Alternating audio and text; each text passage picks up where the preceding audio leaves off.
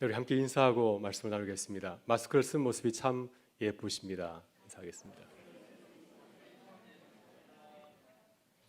네, 이제 마스크는 우리의 옷입니다. 네, 그래서 마스크를 통하여서 우리가 우리 건강을 보장하고 있는 참 감사한 일인 줄 믿습니다. 서구 사회의 시민 정신 가운데 똘레랑스 정신이 있습니다. 프랑스어 똘레랑스는 우리말로 간용이라고 할 수 있는데요. 이 똘레랑스는 어원적으로 참고 견디다라고 하는 라틴어 똘레라레에서 온 말입니다. 내 생각이 무조건 옳다고 주장하지 아니하고 상대방과 대화와 토론을 통하여서 합의점을 찾아가는 것이 바로 간용 똘레랑스입니다. 또 나와 생각이 다른 사람을 무시하지 아니하고 존중하고 배려하는 것, 이것이 똘레랑스의 정신입니다. 그래서 이 똘레랑스의 정신은 다른 사람을 존중하고 배려하는 성숙한 시민 정신이라 할 수 있습니다. 역사적으로 이 똘레랑스 정신이 생겨난 것은 우연이 아닙니다. 아주 오랜, 아주 고통스러운 역사의 과정을 통하여서 이 정신이 나오게 되었습니다. 역사적으로 유럽은 종교 전쟁으로 인해서 많은 사람들이 죽었습니다. 정치적인 이유로 또 종교적인 신앙의 이유로 수많은 사람들이 희생이 되었습니다. 오랫동안 많은 사람들이 희생되는 것을 바라보면서 많은 사람들이 간절히 바랬습니다. 자신들의 행동, 행위를 반성하고 또 뉘우치는 가운데서 생겨난 정신이 바로 이 똘레랑스, 간용의 정신이라 할 수 있습니다. 똘레랑스 정신을 연구한 학자들에 따르면은 똘레랑스의 직접적인 역사적인 배경은 1572년 8월 24일에 일어난 성 바돌롬의 축일의 대학살 사건이라고 합니다. 이 사건은 기독교가 나뉘게 되었죠. 구교와 신교, 그래서 가톨릭과 또 신교도에 의해서 싸움이 벌어지게 되었는데 파리에서 하루에 13,000여 명의 신교도가 구교도에서 희생을 당했다고 합니다. 그 외에도 이제 이 두 파의 대결은 계속해서 반복이 되어서 피해 보복이 계속해서 이루어졌습니다. 유럽의 지성인들은 이 사태를 진정시키기 위해서 서로 입장을 받아들이는 똘레랑스 정신을 외치게 되었습니다. 그래서 오랜 시간을 거치면서 이 정신이 이래서는 우리가 자멸하겠다, 우리가 살아남기 위해서는 서로를 존중하고 배려하겠다 하고 하는 이 시민 정신이 자리 잡게 되었다고 하는 것입니다. 여러분, 우리 사회도 똘레랑스 정신이 필요한 가운데 있습니다. 예전처럼 우리 사회가 단순하지 않고 굉장히 복잡하고 다양해졌습니다. 사람들은 쉽게 권위에 복종하지 않습니다. 또 세대 간의 아주 첨예한 생각과 관념들이 서로 대립하고 있습니다. 젊은 세대들은 기성세대의 권위적인 태도에 대해서 강하게 반발하고 있습니다. 또 우리 사회는 각 사회 집단마다 특정 집단에 대해서 아주 극단적인 태도를 취하고 있습니다. 상대방의 대화나 타협을 거부하고 또 때로는 혐오, 이런 배타적인 태도를 취하기도 합니다. 만일 우리 사회가 이런 태도를 계속해 고집한다면, 서로 대화하고 또 서로의 모습을 인정하지 않는다고 한다면 우리 사회가 어떻게 변하게 될까요? 초갈등 사회로 변하게 되어서 결국은 아주 심각한 사회 문제가 나오게 될 것입니다. 그래서 우리 사회가 건강한 사회로 발전하기 위해서는 이 똘레랑스 정신이 필요하다고 하는 것입니다. 서로를 존중하고 이해하는 태도를 가질 때 교회도 건강한 교회가 될 수가 있고, 또 우리가 이 주 안에서 성숙한 신앙의 모습으로 발전해 나갈 수가 있습니다. 오늘 본문에서 바울 사도도 고린도 교회 성도들에게 보내는 편지에서 간용에 대해서 말씀을 나누고 있습니다. 바울은 자신을 반대하는 사람들에게 편지를 보내면서 어떻게 권면하고 있습니까? 그리스도의 온유와 간용으로 권면한다라고 말하고 있습니다. 본문 1절에서 간용이라고 번역된 말은 헬라어로 에피에이케이아라고 하는데요, 너그러움, 온화함, 은혜스러움이라는 뜻을 담고 있습니다. 이 단어는 신약성에 2번 나오고 있습니다. 사도행전 24장 4절을 보게 되면은 더들로가 바울을 벨릭스 총독에게 고소하면서 이렇게 얘기를 하고 있습니다. 당신을 더 괴롭게 아니하려 하여 우리가 대강 여짜옵나니 간용하여 들으시기를 원하나이다. 내가 당신에게 고발하는 그 내용을 잘 들으시고 들어주기를 바랍니다 하면서 이 간용이란 말, 나를 좀 더 배려해 주십시오 하는 뜻으로 간용이란 말을 쓰고 있습니다. 그리고 오늘 본문 10장 11절에서 본문 1절에서 이 단어가 또 쓰이고 있습니다. 너희를 대면하면 유순하고 떠나 있으면 너희에 대하여 담대한 나 바울은 이제 그리스도의 온유와 간용으로 친히 너희를 권하고, 그래서 그리스도의 온유와 간용으로 고린도 교회 성도들에게 편지를 보낸다고 말씀하고 있습니다. 여러분, 이 말씀은 사도 바울이 자신의 사도직을 표현하는 가운데서 한 말입니다. 지금 바울 사도는 어떠한 상황 가운데 놓여 있나요? 억울한 누명을 쓰고 있습니다. 적대자들이 바울의 사도직을 공격하고 있습니다. 바울의 외모를 비롯하여서 그의 설교까지, 그의 목회 모든 전반에 대해서 인신 공격을 가하고 있습니다. 그로 인해서 바울은 심각한 사도적인 권위에 손상을 입게 되었습니다. 그러나 바울은 자신을 변호하면서 어떻게 대화를 시도하고 있습니까? 그리스도의 온유와 간용으로 너에게 말한다라고 말하고 있습니다. 여러분, 우리도 주의를 하다가 억울한 일을 당할 때가 참 많이 있습니다. 비난, 비판을 들을 때도 참 많이 있죠. 이런 일을 만날 때 우리는 어떻게 대처하고 있습니까? 억울한 일을 당했을 때 내가 주를 위해서 최선을 다해서 일했음에도 불구하고 주위 사람들이 나를 이해하지 못하고 나를 공격할 때 우리는 어떻게 반응하고 있습니까? 오늘 주님은 우리에게 그리스도의 간용과 온유를 가지고서 반응할 것을 당부하고 있습니다. 오늘 바울 사도의 모습을 통해서 우리가 그리스도의 온유와 간용의 모습을 배우고 또 나눌 수 있기를 간절히 바랍니다. 먼저 우리는 비난을 받을 때 기뻐해야 됩니다. 여러분, 사도 바울은 고린도 교회에서 비난과 모독을 받았습니다. 고린도 교회에 침투한 유대 그리스도인들이 바울의 사도직과 복음을 공격하고 있습니다. 오늘 본문 내용을 살펴보게 되면은 바울의 적대자들이 바울을 어떻게 고소했는지, 어떻게 바울을 괴롭히고 있는지 그 내용을 우리에게 말씀해 주고 있습니다. 메세성경 1절에서 바울을 공격하는 적대자들의 말을 이렇게 전하고 있습니다. 한번 들어보시기 바랍니다. 이제부터 말씀드리는 것은 사적이기는 하지만 대단히 절박한 문제입니다. 나는 그리스도의 온유하심과 확고한 영에 힘입어 말합니다. 내가 여러분과 함께 있을 때는 움츠리고 연약하지만 여러분과 적당히 떨어져 편지를 쓸 때에는 모질고 요구가 지나치다는 말이 들리는군요. 그래서 이 말은 지금 누가 하는 얘기입니까? 바울의 적대자들이 바울에 대해서 공격하는 인신 공격의 그 내용입니다. 바울 사도가 가까이 있을 때와 떨어져 있을 때가 전혀 다르다고 하는 것입니다. 사람들 가까이 있을 때는 잘해주지만은 비를 맞추고 천사처럼 행동하지만은 멀리 떨어져 있을 때에는 편지를 보낼 때는 참으로 매정하고 또 모질다고 그걸 공격하고 있습니다. 바울의 겉과 속이 다르다. 바울의 인격을 폄하하고 모독하는 그런 비난을 하고 있습니다. 2절을 보게 되면 적대자들은 바울을 육신을 따라 행하는 자라고 공격하고 있습니다.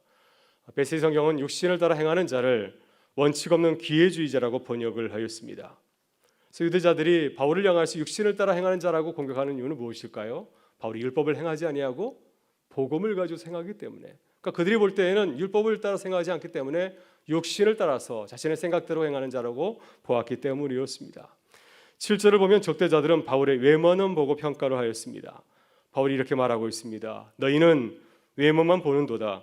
만일 사람이 자기가 그리스도에게 속한 줄을 믿을진대 자기가 그리스도에게 속한 것 같이 우리도 그러한 줄을 자기 속으로 다시 생각할 것이라.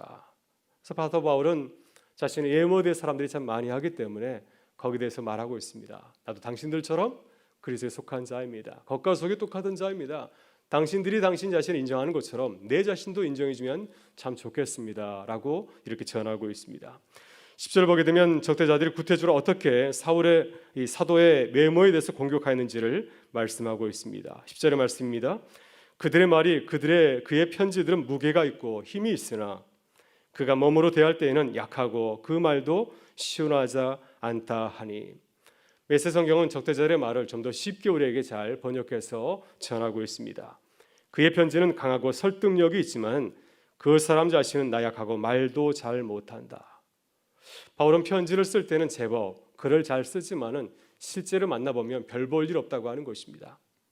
바울은 말도 잘 못하고 설교도 특별하지 않다고 공격을 하고 있습니다. 이러한 근거를 가지고서 사도답지 못하다, 보통 사람은 별로 다르지 않다라는 근거를 가지고서 이 바울의 사도직과 복음을 공격을 하고 있습니다. 여러분, 적대자들은 바울의 약점만을 보면서 공격을 하였습니다. 이런 비난을 들을 때 바울의 심정이 어땠을까요? 말이 아니었을 것입니다. 어떻게 이런 비난을 참을 수 있을까? 아마 모든 사람들이 이러한 처지라고 한다면 쉽게 분노를 터뜨리지 않았을까 하는 생각이 듭니다. 여러분, 그러나 이것은 바울에게만 해당되는 것은 아니죠. 예수님께서도 공생의 사역을 하는 가정 가운데서 바리새인들과 또 적대자들에게 수없이 비난을 들었습니다. 예수님께서 가난한 사람들, 병든 자들, 소외된 자들과 함께 거니는 것을 보면서 적대자들은 예수님을 어떻게 비난하였습니까? 저는 죄인과 세리의 친구로다 하면서 조롱하였습니다. 또 예수님께서 세리와 함께 식사하는 모습을 바라보면서 예수님을 향해서 어떻게 말하였습니까? 먹기를 탐하고 술을 즐기는 먹보여 술꾼이라고. 예수님이 먹방에 나오는 사람과 같이 먹기를 즐기는 사람이라고 예수님을 공격하였습니다. 하물며 우리는 어떠하겠습니까? 우리가 주의를 하다가 얼마든지 비난과 비판을 받을 수 있습니다. 이것은 주님을 따르는 자들에게 일상적으로 일어나는 일입니다. 만약 우리가 이러한 비난을 듣지 않는다고 한다면 오히려 그것이 문제가 있다고 하는 것입니다. 지극히 자연스럽다고 성경 우리에게 증거하고 있습니다. 예수님께서 산상수훈 8복에서 이렇게 말씀하였습니다. 나로 말미암아 너희를 욕하고 박해하고 거짓으로 너희를 거슬러 모든 악한 말을 할 때에는 너희에게 복이 있나니 기뻐하고 즐거워하라. 하늘에서 너희의 상이 큼이라. 너희 전에 있던 선자들도 이같이 박해하였느니라. 메시지 성경은 이 말씀, 이 8복 9가지 복이라고 말하는 11절과 12절의 말씀인데 이 말씀을 좀 더 신선하고 아주 즐겁게 우리에게 번역해서 전해주고 있습니다. 한번 들어보시길 바랍니다. 사람들이 내 평판을 떨어뜨리고 너희를 깔보거나 내쫓거나 너희에 대해 거짓을 말할 때마다 너희는 복을 받은 줄로 알아라. 그들이 그렇게 하는 것은 진리가 너무 가까이 있어서 그들이 불편을 느끼기 때문이다. 그런 일이 일어날 때 너희는 기뻐해도 좋다. 아예 만세를 불러도 좋다. 그들은 싫어하겠지만 나는 좋아하니 말이다. 온 천국이 박수를 보낼 것이다. 또한 너희만 그런 일을 당하는 것이 아님을 알아라. 내 예언자와 정인들은 언제나 그런 고생을 했다. 여러분 어떻습니까? 주의를 하다 보면 얼마든지 비난과 비판을 받을 수 있다고 하는 것입니다. 이것이 제자다운 모습이라고 주님께서 말씀을 하고 있습니다. 여러분 우리가 주의를 하다가 비난을 받을 때 이 말씀을 기억하면 좀 좋겠습니다. 내가 지금 좋은 일을 하고 있구나. 하늘에서 나를 보면서 기뻐하겠구나. 이 주의 말씀을 기억하실 수 있기를 바랍니다. 이것은 주님도 겪은 일이고 또 사도 바울도 겪은 일입니다. 그렇기 때문에 오히려 기뻐하고 감사해야 될 일인 줄 믿습니다. 우리가 이러한 마음을 가지고 있어야 이렇게 비난과 비판을 바라봐야 우리가 비난을 통해서 넘어지지 아니하고 일어서서 죄를 끝까지 잘 감당해 나갈 수 있기 때문입니다. 이러한 은혜가 우리 가운데 함께 하실 수 있기를 간절히 바랍니다. 다음으로 우리는 지혜롭게 복음을 설명하고 변증해야 합니다. 바울은 적대자들이 비난하고 공격할 때 지혜롭게 자신을 변화하고 복음을 변증하였습니다. 일방적으로 상대방을 무시하거나 또 대화를 거부하지 아니하였습니다. 바울은 언제든지 그리스도의 언위와 간용을 가지고서 변화하고 변증하였습니다. 바울은 다른 사도들과 다르게 사역을 했기 때문에 얼마든지 오해를 받을 수가 있습니다. 율법에 치중하는 유대주의들이 바라볼 때 바울은 율법을 무시하는 것처럼 보이지 않겠습니까? 얼마든지 바울을 오해할 수가 있습니다. 또 그리스도의 복음을 이해하지 못하는 이방인들이 바라볼 때 바울을 세상적인 기준으로 바라보면서 얼마든지 그를 비난할 수도 있습니다. 바울은 이러한 비난을 들을 때 복음의 기준에서 설명하고 변화했습니다. 그래서 복음에 비추어서 자신이 왜 이런 일을 하는지를 설명하고 또한 복음을 변증하였습니다. 1절에서 적대자들은 바울을 어떻게 비난하였습니까? 가까이 있을 때는 유순하지만 멀리 떨어져 있을 때는 담대하다라고 비난하였습니다. 바울은 이러한 비난을 듣고 자신을 변화했습니다. 왜 바울이 이렇게 보였을까요? 바울은 그리스도의 온유와 간용을 가지고서 교회를 섬겼기 때문이었습니다. 사도 바울은 고린도 교회를 섬길 적에 교인들을 칭찬할 때도 있었지만 꾸중할 때가 있었습니다. 바울이 멀리 떨어져 있을 때 그들을 꾸중하고 책망한 것은 바울이 떨어져 있을 때 고린도 교회가 심각한 문제 가운데 놓여 있었기 때문입니다. 고린도전서를 보게 되면 고린도 교회가 얼마나 심각한 문제 가운데 있습니까? 분쟁이 있었고 법정에서의 소송 문제가 있었고 우상을 섬겼고 또 가정 안에 성적인 문제가 일어나지 않았습니까? 이런 문제를 바라보면서 바울은 그들을 향해서 복음의 잣대를 가지고서 꾸짖은 것이었습니다. 그러나 가까이 있을 때는 바울은 항상 그들을 섬기고 사랑하였습니다. 여러분 예수님도 그렇지 않습니까? 예수님도 약하고 병든 자들에겐 천사처럼 대화했지만은 예수님을 공격하고 복음을 거부하는 자들을 향하여서는 강하게 엄한 교사처럼 그들을 꾸짖고 책망하였습니다. 그래서 우리는 비난을 받을 때 잘 듣고 변호해야 됩니다. 그래야 오해도 풀리고 성도의 권위를 회복할 수가 있습니다. 왜 당신이 이렇게 행하십니까? 라고 묻는다고 한다면 나는 이렇게 행하고 있습니다. 내 마음은 이런 뜻입니다. 라고 전할 때 오해가 풀리고 성도의 다음을 회복하게 될 줄 믿습니다. 여러분 10절을 보게 되면 바울은 외모와 또 설교에 대한 비난을 들었습니다. 이러한 비난을 듣지 않았습니까? 그의 편지들은 무게가 있고 힘이 있으나 그가 몸으로 대할 때에는 약하고 그 말도 시원하지 않다. 바울은 자신의 외모의 연약함을 인정하였습니다. 이것을 숨기지 아니하고 솔직하게 고백하였습니다. 더 나아가서 바울은 자신의 그 연약함을 사도다움으로, 사도의 자랑거리로 여겼습니다. 고린도후서 12장 1절을 보게 되면 육체의 가시를 이야기하고 있습니다. 하나님께서 내게 주신 육체의 연약함에 대해서 고백을 하고 있고, 고린도후서 12장 5절을 보게 되면 나의 약한 것을 자랑한다고, 오히려 이것이 나의 사도다움이라고, 내가 그리스도를 섬기다가 주님께서 내게 주신 사도의 모습이라면서 그는 말하고 있습니다. 바울은 설교가 약하다는 비난도 들었습니다. 그러나 바울은 이 사실을 숨기지 아니하고 고백하고 있습니다. 고린도서 11장 6절에서 이렇게 말합니다. 내가 비록 말에는 부족하나 지식에는 그렇지 아니하니 이것을 우리가 모든 사람 가운데서 모든 일로 너에게 나타내었느니라. 바울은 유대인이기 때문에 헬라어로 복음을 전하는 과정 가운데서 능숙하지를 못하였습니다. 이것을 인정하였습니다. 그러나 헬라인처럼 말을 잘하라고 노력하진 아니하였습니다. 바울은 서투른 그런 헬라어 구사력을 가지고 있지만 그러나 분명하게 어떻게 전하고 있습니까? 자신의 서투른 말을 가지고서 사람들의 구미에 맞게 말을 전하려고 한 것이 아니라 십자가에 달리신 그리스도 예수의 복음을 전한 일에 집중하고 있습니다. 고린도서 1장 22절 보게 되면 바울은 이렇게 고백하고 있습니다. 유대인은 표적을 구하고 헬라인은 지혜를 구하나 우리는 십자가에 못 박히신 그리스도를 전합니다. 우리의 관심은 십자가에 못 박히신 그리스도를 전하는데 있다고 하는 것입니다. 고린도서 2장 1절과 2절을 보게 되면 바울은 이렇게 증거하고 있습니다.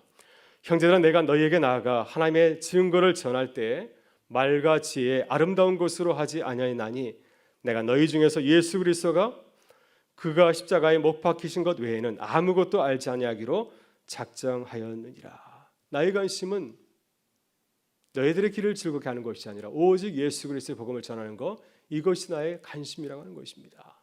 이렇게 바울은 자신이 설교를 참 못하는 것에 대해서 변호하고 또한 변증하고 있습니다.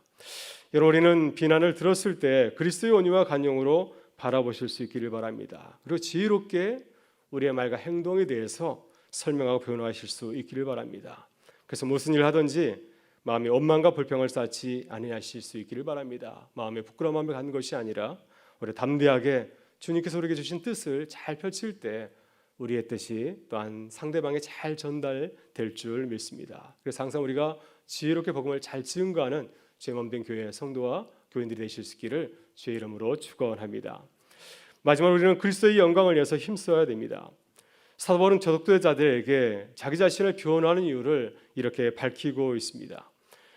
바울이 변호하고 변증하는 이유는 어디 있을까요? 그의 궁극적인 목표는 어디 있겠습니까? 그것은 자신의 입장을 변호하는 것이 아니라 그리스도의 영광을 위해서 하고 있다고 말하고 있습니다. 본문 4절과 5절에서 이렇게 증거하고 있습니다. 우리의 싸우는 무기는 육신에 속한 것이 아니요 오직 어떠한 견고한 진도 무너뜨리는 하나님의 능력이라. 모든 이론을 무너뜨리며 하나님 아는 것을 대적하며 높아진 것을 다 무너뜨리고 모든 생각을 사로잡아 그리스도에게 복종하게 하니. 바울은 지금 자신을 공격하는, 자신을 비난하는 적대자들을 공격하고 있습니다. 바울은 적대자들을 공격하는 자신의 모습을 무엇에 비유하게 하고 있습니까? 적의 진지를 공격하는 공성전에 이렇게 비유하고 있습니다. 전쟁이 났을 때 적의 진지를 공격하는 그런 전쟁의 비유를 하고 있습니다. 지금 바울이 그들을 공격하며 사용하는 그의 무기는 무엇일까요? 바울이 사용하는 무기는 하나님의 능력이라고 말하고 있습니다. 이 복음의 능력을 가지고 공격하는 대상은 스스로 높아져서 교만하게 행동하는 대적자들의 모든 이론이라고 말씀하고 있습니다. 바울은 사람들의 모든 이론들, 거짓된 이론을 공격하여서 그것을 무너뜨리려고 힘을 쓰고 있습니다.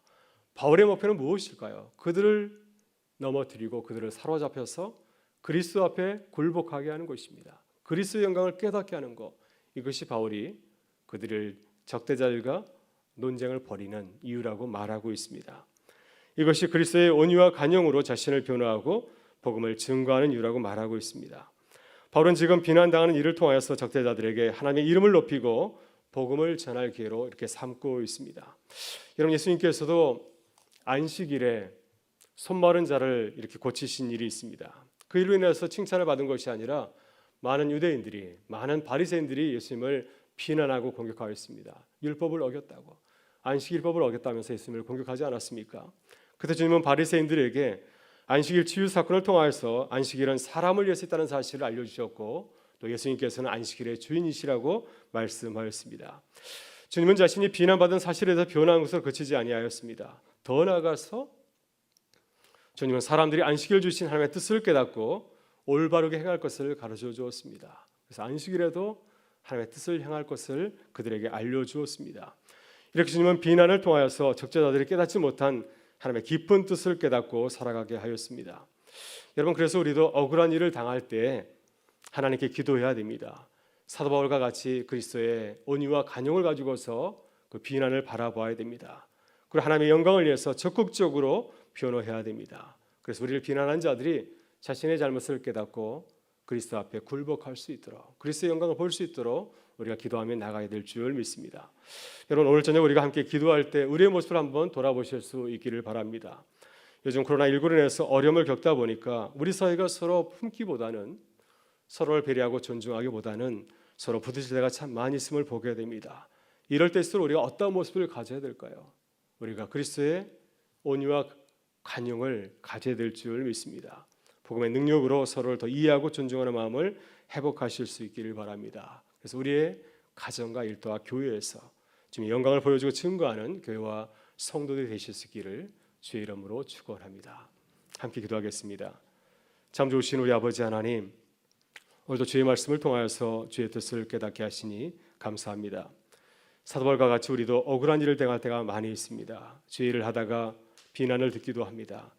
그러나 그때마다 우리가 깊지 못하여서 주님을 원망하고 불평하곤 합니다.